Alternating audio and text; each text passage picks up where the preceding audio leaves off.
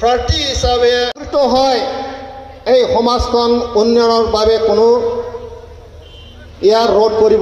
এতিয়া কথাটো হ'ল তৰফৰ পৰা আন্তৰিক অভিনন্দন শুভেচ্ছা জনাইছো।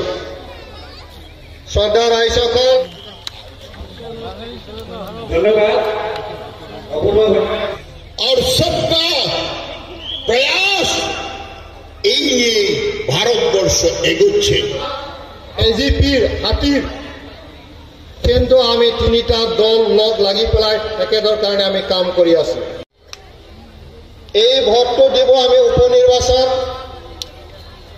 এইটো কোনোবা এটা চৰকাৰ বনাও। আজি সমগ্ৰ অসমত ৰংগুৰা নাৰ্জাৰীয়ে কৈছে যে সমগ্ৰ বিটিচিত যি উন্নয়ন হৈছে আৰু কোনে কৰিব পৰা নাছিলে।